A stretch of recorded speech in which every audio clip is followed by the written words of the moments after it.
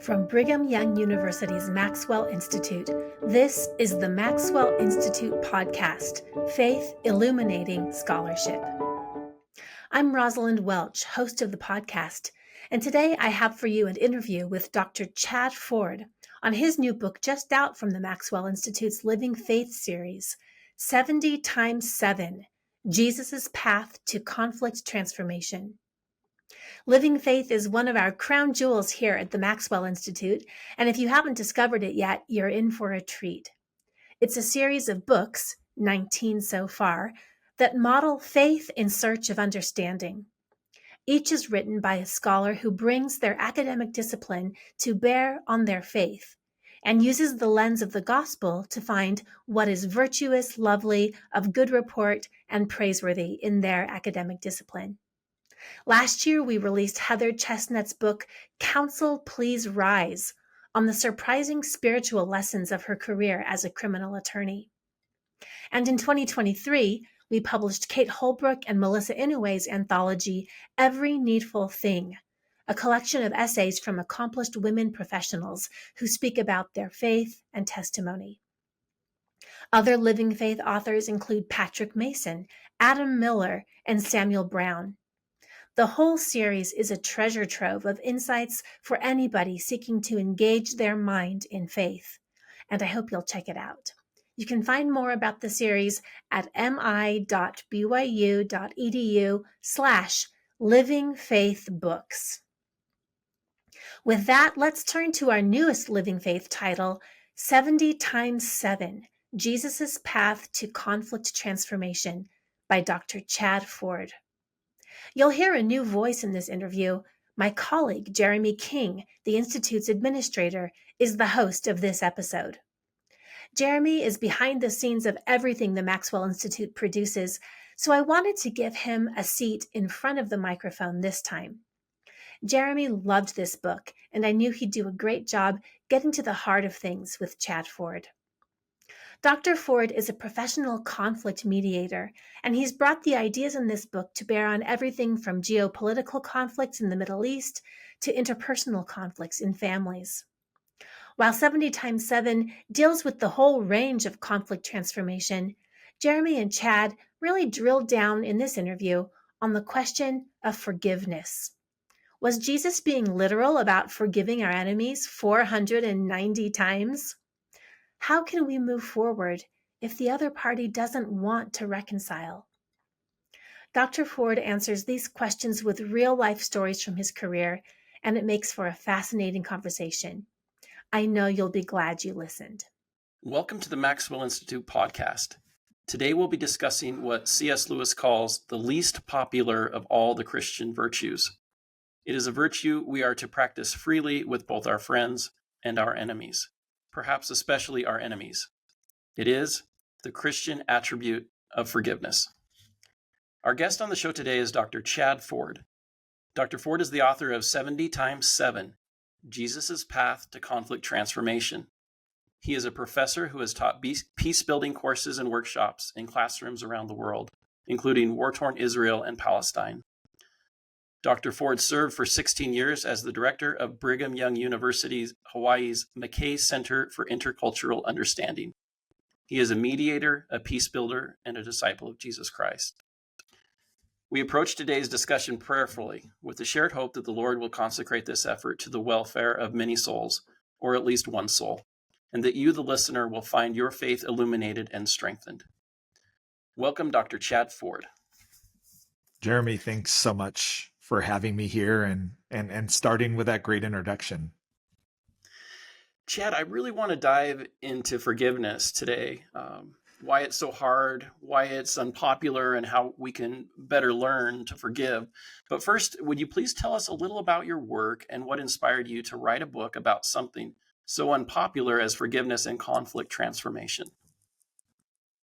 Yeah, Jeremy. So I have been a conflict mediator and educator at both BYU Hawaii and now at Utah State for the last 20 years. And I have been personally deeply influenced by Christian peace builders, whether that's Howard Thurman or John Paul Lederach or Martin Luther King, and non-Christian peace builders that also employed Christian principles in their peace building, like Mahatma Gandhi, for example. And when I was a graduate student studying this, I was navigating two paths simultaneously, learning the academic uh, research, best practices of conflict mediation, but also trying to develop myself a spiritual practice for it, because I found it was very difficult, if not impossible, to do both without doing both at the same time, right? So I felt like I had to both find within me a resource to do the work that I was trying to do, and at the same time learn the skills that I needed to learn to be able to really help other people do it as well. And so it's been a real journey, and most of my work, frankly, has been leaning into the academic side of that, both as a professor and as a mediator, working around the world, navigating that. But the last few years, especially as I've began to focus on work in the United States, because so much of my work has been focused internationally, I keep coming back to the question about Jesus and what Jesus taught, what I've learned from my experiences following that practice, and wanting to really have a conversation with Christians and non-Christians about what we might be able to learn from Jesus. And, I'm not the first person to have this conversation. I've learned from others who have had it, but I especially was interested in having it with members of the Church of Jesus Christ of Latter-day Saints, my faith tradition that I come from, where we've had recent counsel, even you might want to say a command from Russell M. Nelson to be peacemakers and to do that work. And what I find is that lots of people believe in peace. Lots of people, when they hear that call, it resonates with them. They see the conflict swirling around them. Many people feel stuck. But the tricky part is, how do I do it? Right? Not whether I should do it or whether it's the right thing to do. Most people are agreeing on both of those points. But how do I do it? And so writing 70 times 7 was meant to be motivational and inspirational, but mostly it was meant to give people very solid techniques in which they could navigate their own conflicts in their lives, following the pattern that Jesus did so well. Thank you. I'm wondering, why aren't we hearing more about peace building? We certainly hear a lot about conflict, but why does it seem that peace building isn't always spoken about or at the center of the discussion? One of the first things that I get, Jeremy, almost every time that I'm talking to other people is, yeah, but, and then, there's going to be a name, my husband, my teenager, my boss at work, my bishop, right? That my neighbor across the street that has a political sign in their yard that I just deeply disagree with. It won't work with them.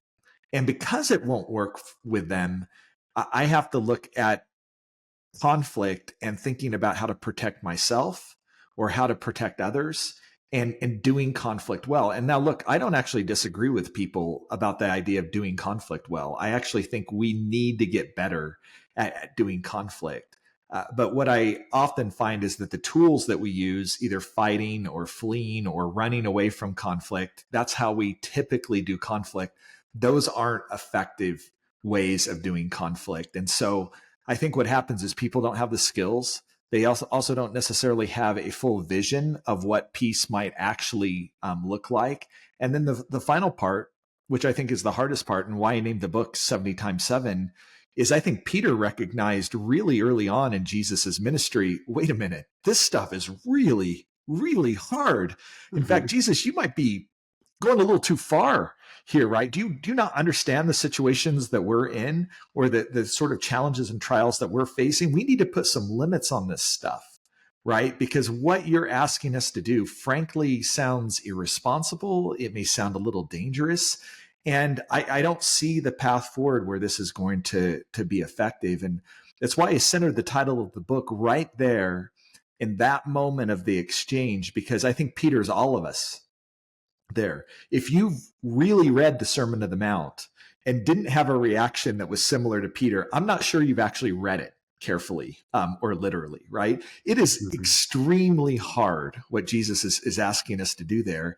And so when Jesus responds to Peter's suggestion, right, that maybe 7 times might be a limit on the number of times that we forgive, and probably was having a deeper implication for lots of other things that Jesus was teaching in the Sermon on the Mount. When he says 70 times 7, what I don't hear 490. What I hear Jesus is saying is, look, Peter, you don't understand. I am here to reconcile you to the Father, but I'm also here to reconcile us to each other. And we do it until it's done, right? As long as it takes, as hard as it is, we do it until it's done.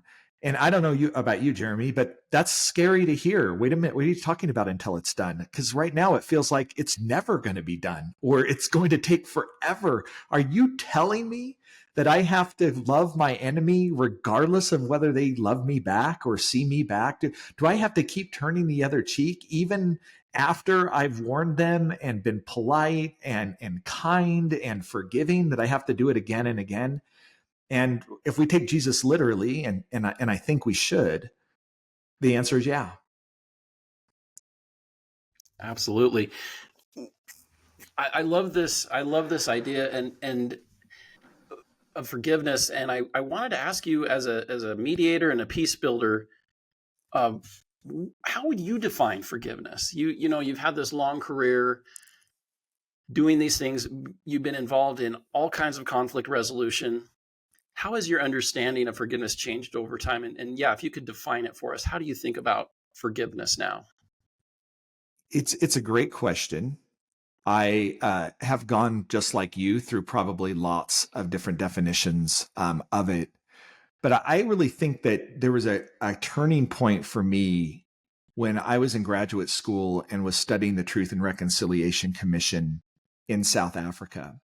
And that commission was led by a Christian, Bishop Desmond Tutu, who looked at 100 years of apartheid in South Africa, looked at the deep physical, economic, mental, spiritual cost of apartheid, especially towards blacks in South Africa, but also towards whites. It was the Afrikaner church that often justified this legal apartness and this mistreatment of black people in South Africa, and came to a really difficult decision. What we could do, now that we've gotten democracy, now that we've gotten political power, is reverse things now for the white people in South Africa, right? We can do to them exactly what they did to us.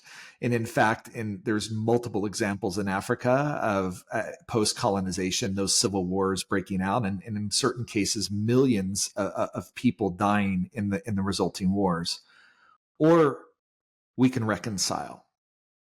And he had 4 concepts that he used, pulled them straight from the Psalms, Psalms 85, right?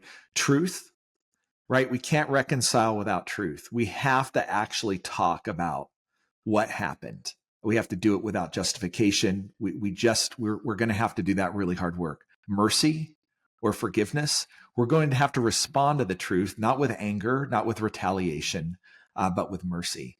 Justice, but not the sort of justice that destroys or punishes, but the sort of justice that rebuilds or reconnects people together. And then we have to build new structures in place to keep this from ever happening again. And so there's this quote from Tutu that I love in forgiveness, because I think it really captures all of this in we want to talk about a hard definition of, if forgiveness is hard, I'm about ready to make it a lot harder.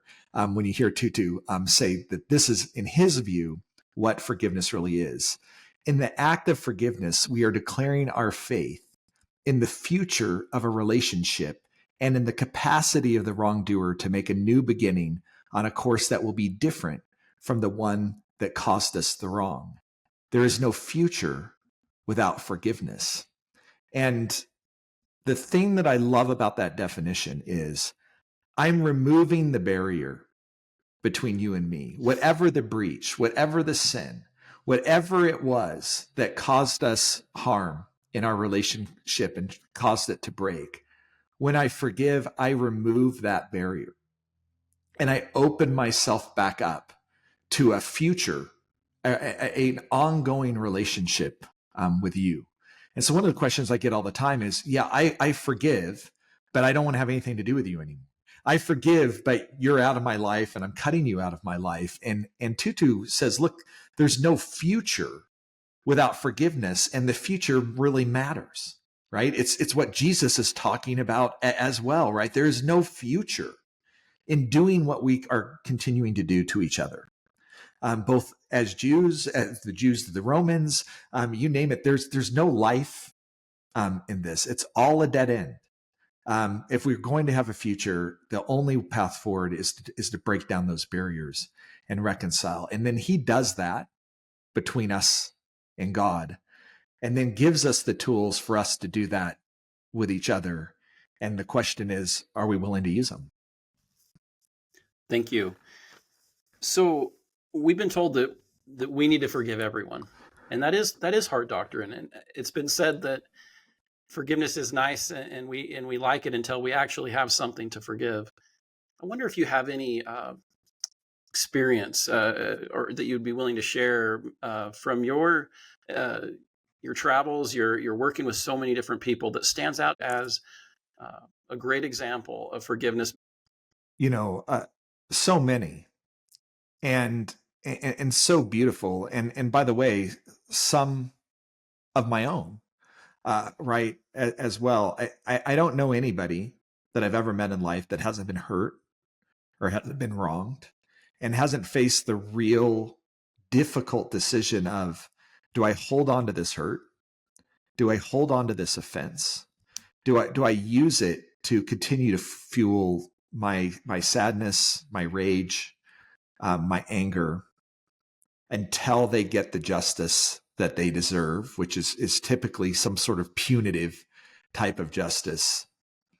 Or do I open up my hand and do the hard work? And it is hard work of reconciliation, not just blind forgiveness, not just, hey, no matter what, here it goes, but the sort of forgiveness that says we're going to get back into relationship with each other. And it's going to include some hard conversations, and it's going to include me doing some very difficult things in response.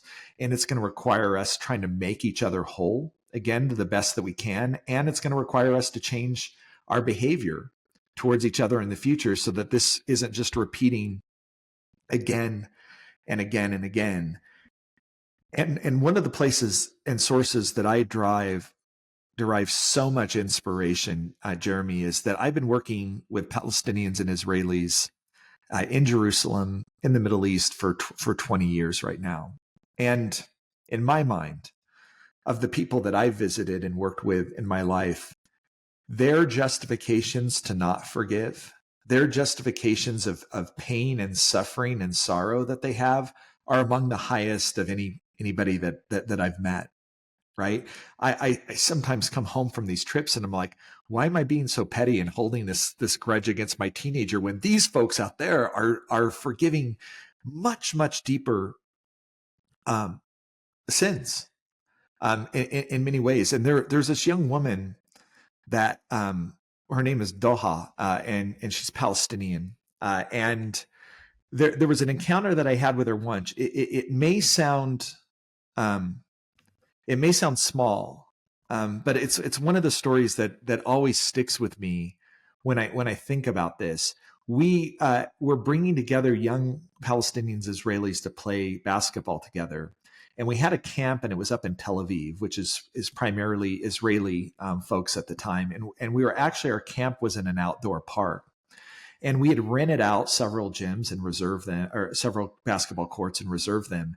But on one court, there was a number of Israeli men who were playing basketball. And when we came up and politely told them that we had the court, they refused to vacate the court. After a while of being patient, we asked again. They said no. We actually had to call the park security. The park security had to come down. There was an argument with them, but eventually the men stepped off the court so that we could play basketball. But they didn't leave. They surrounded the court and began jeering and making fun of these 13 and 14-year-old girls who were playing basketball. And I had steam coming out of my ears at the time, Jeremy. I was so upset and angry, and the dad in me wanting to protect these young people. But at the same time, we kept going because we knew this is the reality. This is in some ways what these young people have to prepare for. And as the game went on, they were especially harsh towards the Palestinian girls. Every time they missed a shot, every time they had a turnover, every time they made a mistake, you would just hear the howls of laughter and jeering, and in Hebrew, saying really derogatory things to the girls, probably not fully understanding that actually many of those Palestinian girls also understood Hebrew at the time. After the game was over, we huddled together, and I wanted to praise the girls for their composure, for their professionalism. But Doha wasn't in the circle. As I looked up, she was walking straight towards these men. And she went one by one, stuck out her hand, and told each of them, "Thank you for letting us use your court. I know that I'm a visitor here in your community, but I really appreciate that you let us do this court." And one by man, these men couldn't even make eye contact with her at the time she went, but their hands went out, and she shook their hands one by one.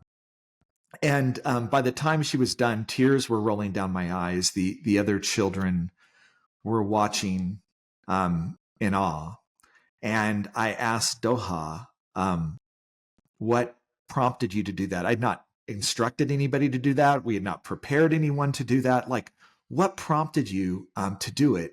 And like a miracle, she quoted, though she didn't know the quote, from Bishop Tutu, and said, "There's no future without forgiveness. There's no future for us. There's no future for them without forgiveness."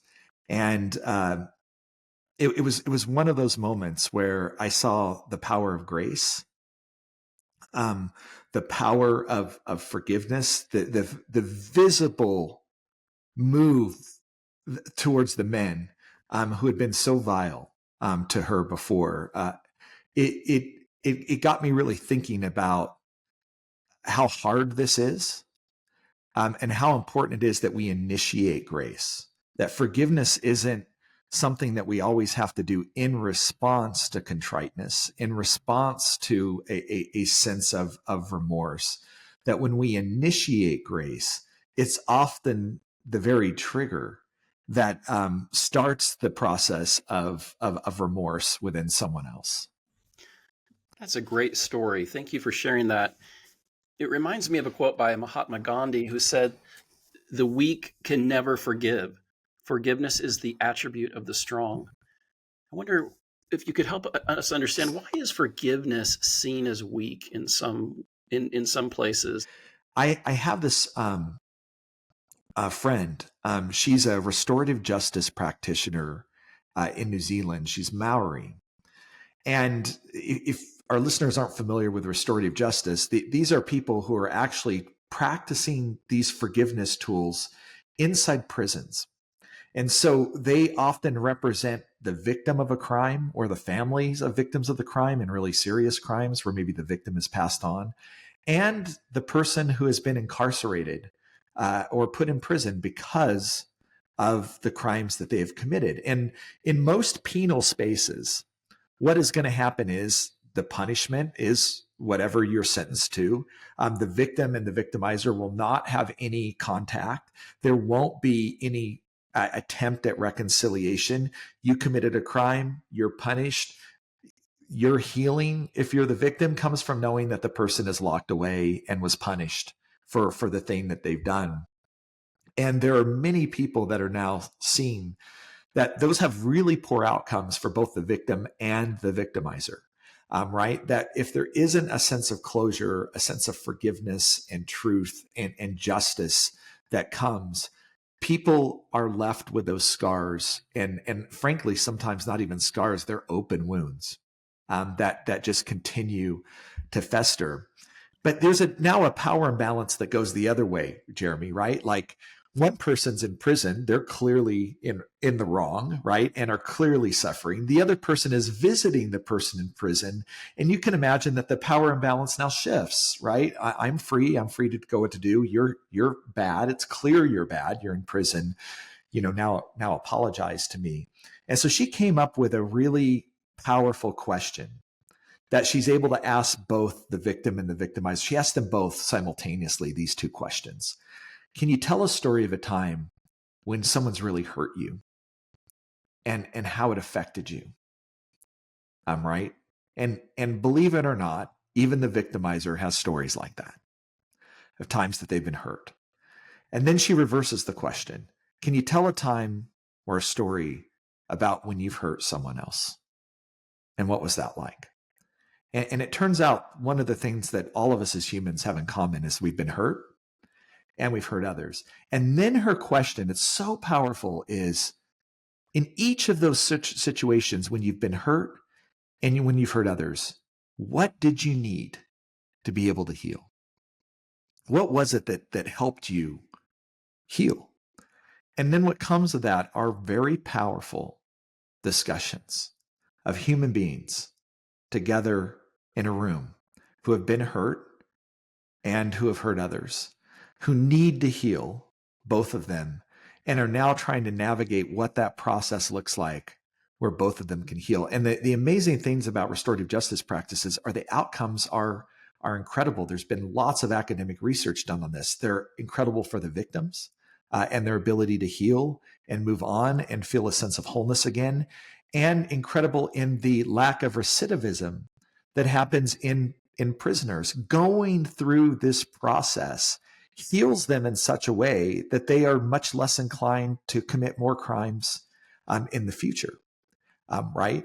They are more likely to actually change their behaviors towards other people, and they too heal. And I just hear Jesus's voice again and again, Peter, until it's done. Right? Until we are reconciled. This is the most important thing.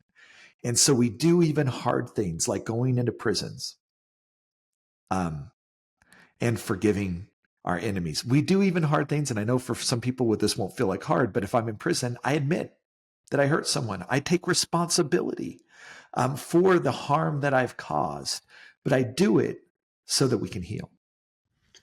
Thank you. I'd love to drill down into this idea of what we can expect from forgiveness. What can I expect and what shouldn't I expect? Let's start with what we shouldn't expect, because I actually think that those are sometimes bigger barriers that are there. I have so many people, and really my first book, Dangerous Love, was on this point, right? Say, I will do it when they do it first, right? Like, I expect that because of the way that I see the conflict and how I was mistreated in it, that it's their obligation, it's their responsibility to make the first move. And until they do, I'm not doing anything. The problem is, and I can tell you this because I hear both sides of this as a mediator all the time, the other party feels exactly the same way. And you may feel it's ridiculous. No, it's really clear who started it. It's really clear who was hurt more from that. But I've actually found that it's actually not clear to the other side about it. We both have habits of telling stories about our pain, about our mistreatment, that privilege our pain, that privilege our mistreatment, that privilege our understanding of what happened. And we're often blind to what's happening on the other side. I tell a story in 70 times 7 about a married couple who are on the precipice of divorce, that both are telling stories, conflict stories to themselves, that squarely place the blame on the other person. And therefore they're waiting for the other person to change. And because the other person won't change, it's actually more evidence to them that this is actually a marriage that isn't going to work. But when they start to reverse the question, they find actually quite quickly and quite deeply that they're part of a pattern in conflict, that maybe they didn't start it, but there are things that they are doing that are fueling it, that are contributing to it. And when they change those things, it creates an environment for reconciliation. And so the biggest thing I say to not expect is that you can sit back and the other person is going to do the heavy lifting for you. They're waiting for you to do the heavy lifting. And at some point, there's two options. No one does it, and it just keeps getting deeper and heavier, or you choose to do it. And with that will come a 70 times 7 level of patience sometimes, because the other thing that you can't expect is just because I reach out, just because I open up my arms to the other person, even when I actually think that I'm more in the right than they are, and even when I feel like I'm doing the Jesus thing here and they're not, that they're immediately going to come running into your arms, right? People who are in conflict patterns lack trust a lot of times. They're skeptical when they see the other side reach out or ask for forgiveness. And sometimes they're going to test you by even coming back and saying, well, that's nice, Jeremy, but I don't think you worded that apology correctly. Or I don't think you took full responsibility for what you've done. Or why did that take you so long? Or what's your angle here? What are you trying to get from me? They're actually trying to trigger it back into a conflict dynamic. And you're going to have to be the one that says, okay, that's a slap on the cheek. I just apologized first. That's a slap on the cheek. They're still hurting. Here's the other one. What can you expect? Two things. Forgiveness doesn't have to be two-way. The very act of forgiving someone, the very act of removing the barriers between you and them is healing. It changes our hearts and the way that we see others, even when they don't respond the way that we'd hope they would, or that we wish they would. The very act of offering it is redeeming, and it's helpful. Well, just one other thing that I think that you can expect is that it's a process. There's peace to me is not a noun; it's a verb.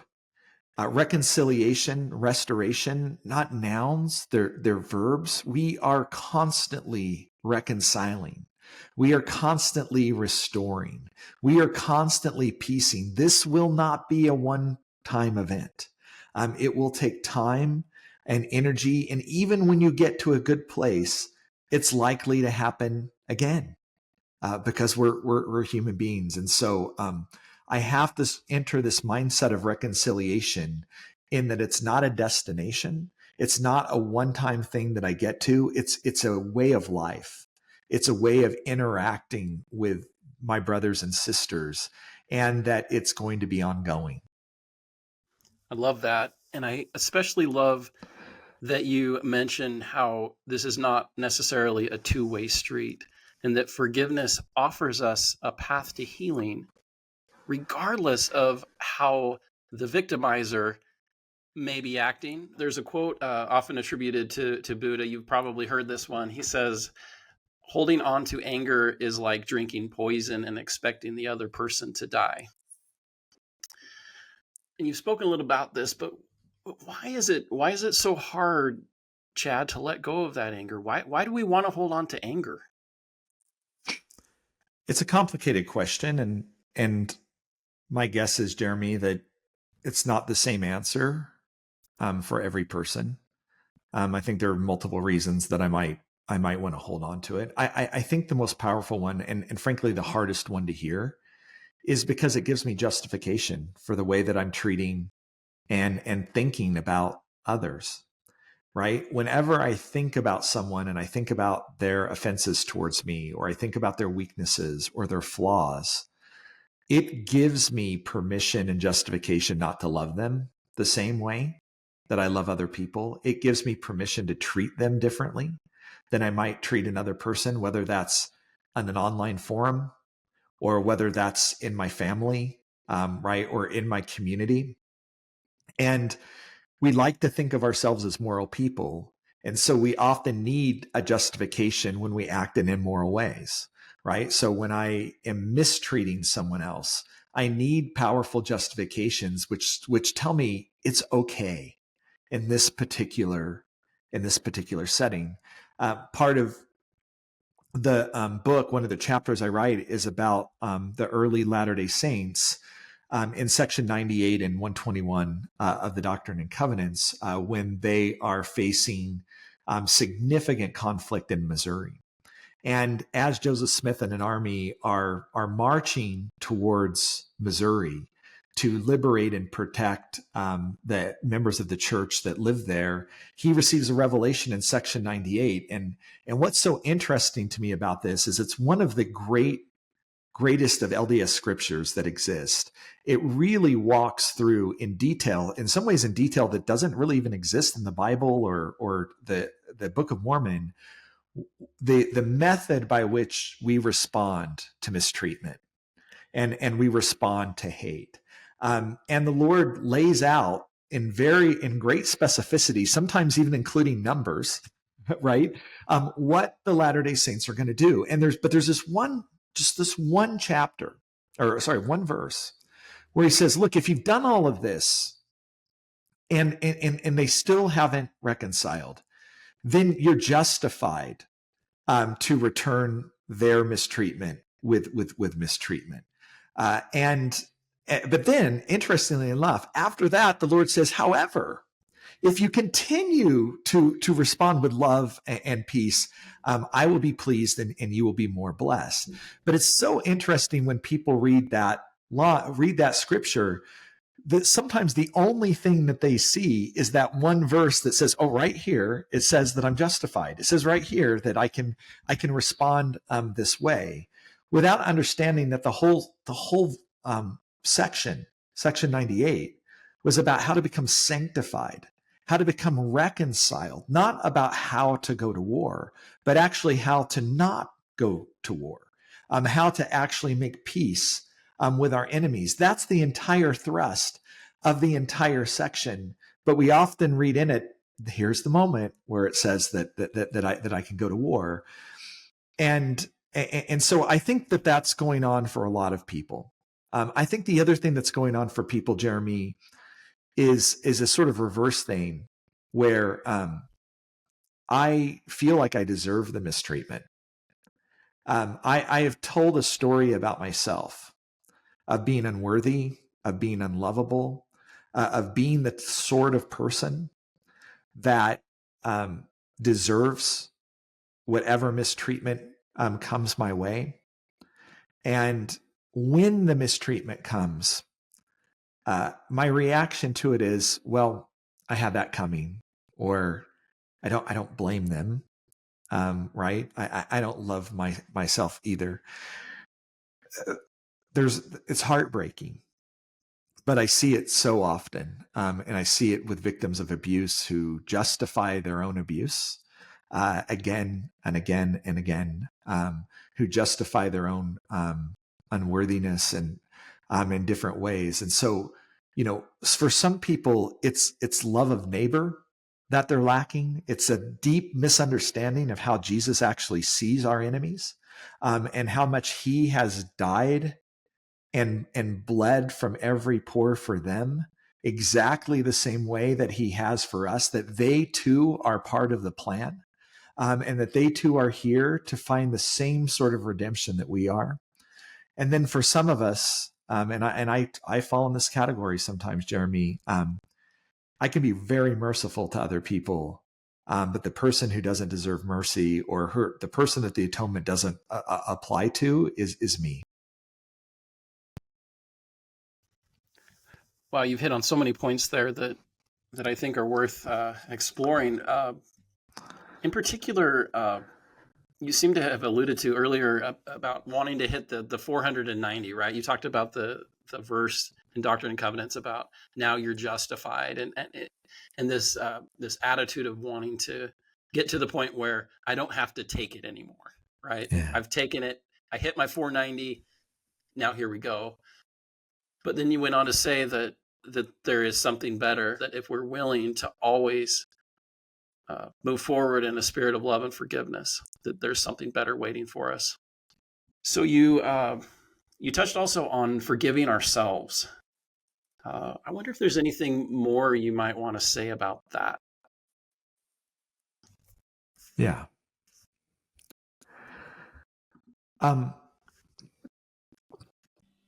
I've struggled a lot with this concept of loving myself or forgiving myself, depending on how you want to frame it. Another way that I hear it framed sometimes, Jeremy, is that I'm not enough. Right? There's some bad bone in me, right? That keeps me from God's grace or others, for that part. I think it comes down to, do I believe Jesus when he says that he loves me? Right? Did the leper believe Jesus when he said that he loved them? Did the adulteress believe Jesus when he showed love and forgiveness, towards them? My unbelief in Jesus can be that I don't think Jesus's way is right towards enemies, or I just don't believe that it's going to work that way. But the unbelief can also go in the other direction.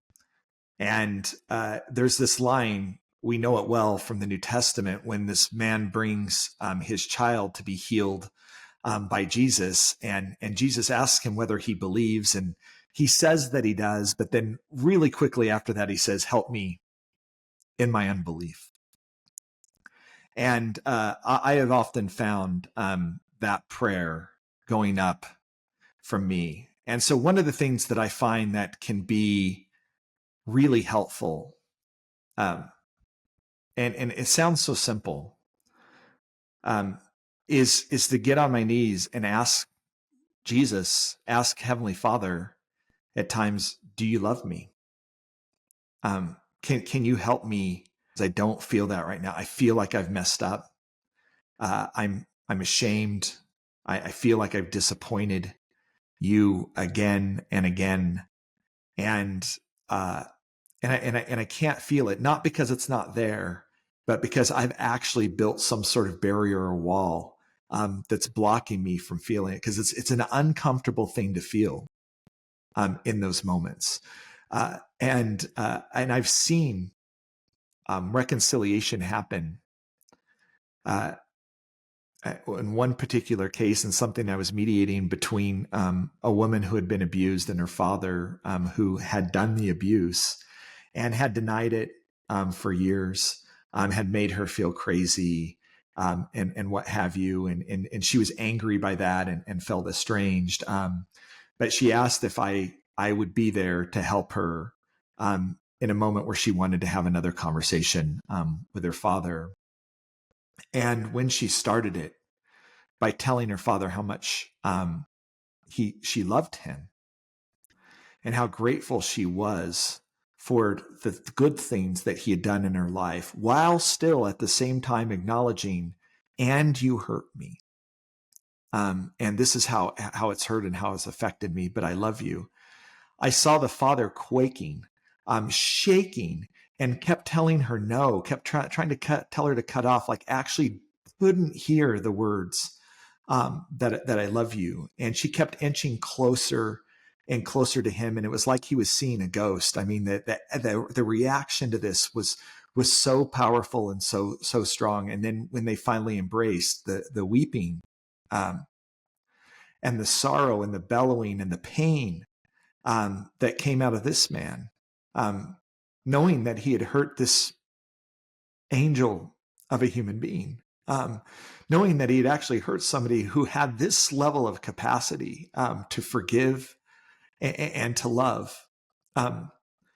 Lots of different definitions of hell, but I had to feel like in that moment he was in it, right in this moment, recognizing maybe for the first time the real humanity of the person that he had hurt, but needed more than anything now to actually to feel that love.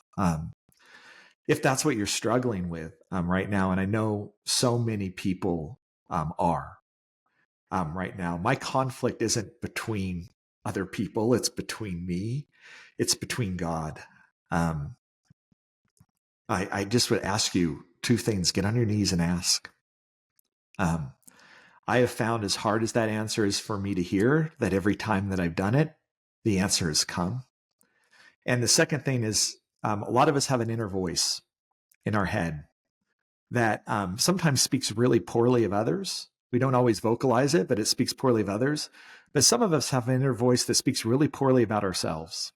And we hear it a lot. And every mistake that we make, every time we say something, that voice gets loud in our head to ask ourselves, is that the voice of God speaking to me right now? Is that the voice of Jesus in my head? And if it's not, why would I listen to it?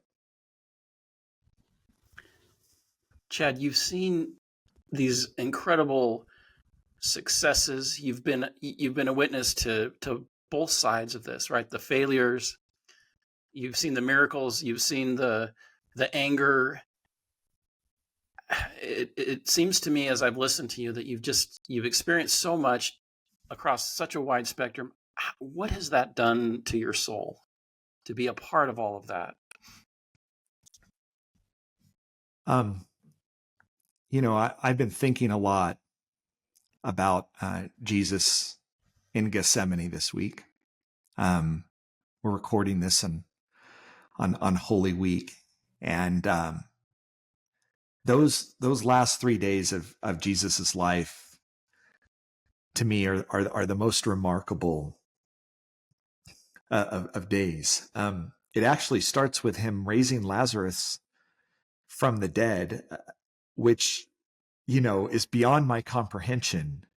But the people that saw it, if they were doubting whether Jesus was the Messiah or not before, it led to a furor of belief. As he is entering Jerusalem, he knows on one hand, this is the largest my ministry has ever been. This is the height of popularity. People are thronging the streets with palms, shouting Hosanna, which literally means save us, right towards him. And as he's trying to describe to his disciples what's about to happen in the next 3 days, they cannot comprehend it. They can't understand. This is the moment. Jesus is coming to take Jerusalem, right? The Messiah has come. If you wanted a military Messiah, this was the moment the people were behind him. They were cheering. The religious authorities at the time are freaked out by it. They're actually telling his apostles to calm the crowd down. They're getting too rowdy. And Jesus responds by saying, even the very stones will cry out, right?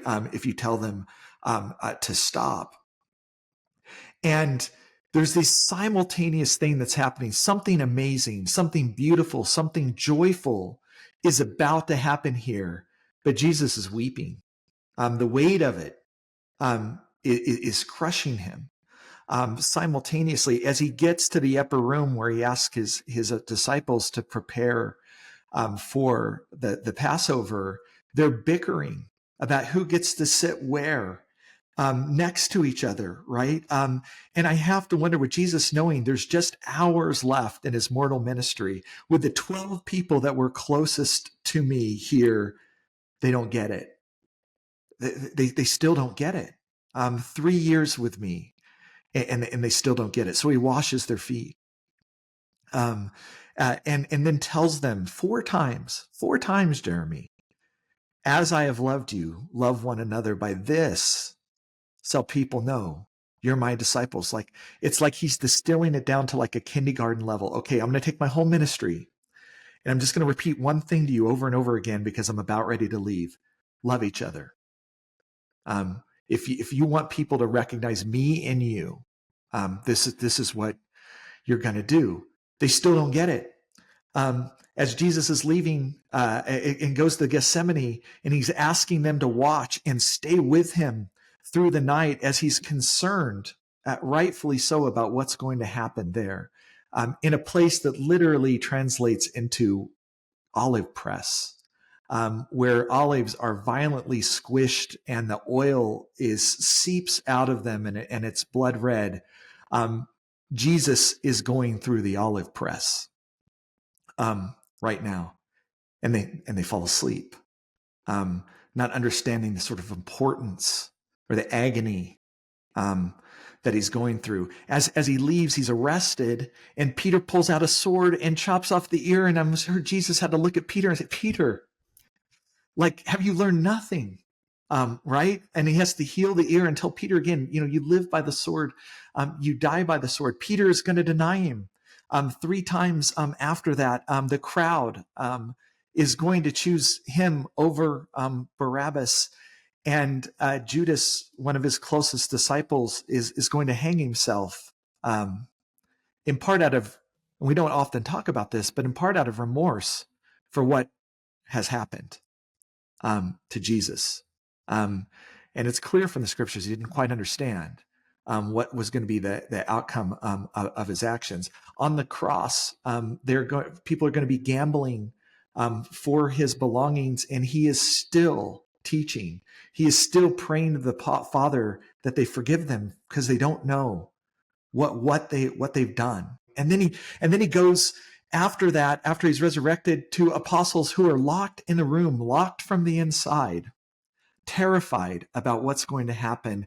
And even after they meet a resurrected Jesus, even after he shows them the nail prints in his hands and in his feet, they still decide to give up the ministry and go back to Galilee and fish. And Jesus has to come again to them on the seashore and call them again and ask Peter a question that I know is annoying to Peter. Do these fish matter more? Do you love these fish more than you love me? Peter, feed my lambs. Teach them to love one another. I think about it a lot because there's what Peter does next is amazing. And the apostles, they get it. They drop their nets for the last time. They literally go out and change the world. They conquer Rome peacefully, non-violently, through teaching a God of love. They finally get it. And I think all the time as a mediator, I know 1% of that. The other 99% I can't comprehend, but I know what it feels like to be with people who are struggling and feel lost and feel pain. I know the desires to help them find joy and happiness and healing. I know the agony of hearing their stories of pain and suffering. I know the frustration when they can't get there. At times, and it just doesn't fall short. They just aren't ready to forgive. I know the joy of embrace and have seen people do it every time. And then I go home, Jeremy, and I wrestle with all this stuff inside myself. At the end, one of the lessons from Jesus, again, it comes from Bishop Tutu, and I want to get this quote. Right, because I think it's a really important quote. He's through the Truth and Reconciliation Commission. He's talking about the pain and suffering, the forgiveness, the reconciliation that's going on inside. And he says this about the Truth and Reconciliation Commission. Jesus knows suffering from the inside and has overcome it not by waving a magic wand, but by going through the annihilation, the destruction, the pain, the anguish of a death as excruciating as the crucifixion. That seems to be the pattern of true greatness that we have to undergo to be truly creative. Religion is what you do with suffering, yours and that of others. And to me, this is what Jesus has taught me, what mediation has taught me. My religion is what I do without suffering. It's not about avoiding conflict. It's about what I do with the conflict. It's not about avoiding pain. It's what I do with that pain and that suffering, because we're meant to be reconciled together. as brothers and sisters. And with that will come suffering. With that will come pain.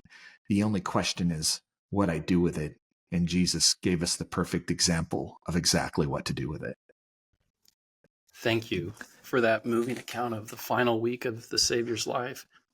As I was listening to you, it occurred to me this deep irony, even in the midst of Christ overcoming death and truly claiming the victory through the atonement, what a failure it must have looked like to so many around him, right?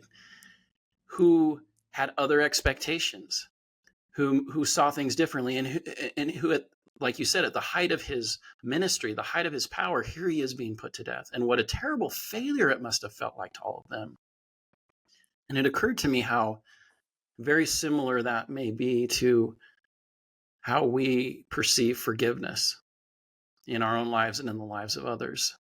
And it may look to us, we may see someone who is forgiven something terrible, and it may look to us like, what a failure. They're weak. But they know, right? Just like Christ knew in his heart that the ultimate victory was being completed, was being accomplished there. Thank you so much for sharing that. Jeremy, that's a beautiful point. I really love that, right? We all, as Christians, recognize today the victory that was Gethsemane, that was Calvary, that was the empty tomb. We now celebrate it as victory. But you're absolutely right that I don't think the apostles saw it that way in the moment, that his followers don't see it that way. And we're stuck sometimes not seeing it that way as well. And we need to see it that way. There is victory in reconciliation. There is victory in restoration. The only type of victory that can really save us. Absolutely. Chad, it's been an absolute pleasure speaking with you today. This is powerful stuff. And I hope that those that receive it in the spirit that is given. You're an incredible person who has so much to offer. I think we've only explored a tiny fraction of what we might have, but I do feel like we were guided today. And I actually think, Jeremy, that these are best when they aren't a shotgun scattershot of ideas. I actually think you were inspired to focus on forgiveness. It's not the only aspect of the book by far, but it allowed us to go deep. Yeah. And I actually think that's what listeners want. Yeah. Is not some just overview of 20 different concepts, but take us deep. And I feel like we went there. Thank you for understanding that. Thanks to Jeremy King and Chad Ford for this realistic, hopeful conversation about forgiveness. Dr. Ford goes deeper on this topic and many others in his book 70 times 7.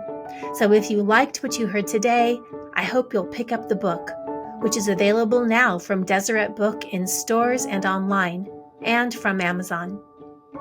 If you found these perspectives helpful in your own journey to peace, please share the episode with a friend who's doing the same. And if you've enjoyed our series of author conversations, help others discover them by subscribing and reviewing the Maxwell Institute podcast on whatever platform you use. Stay connected with the Maxwell Institute by following @BYU Maxwell on social media and signing up for our newsletter at mi.byu.edu. I'll be back soon with another interview in our Questions We Should Be Asking series.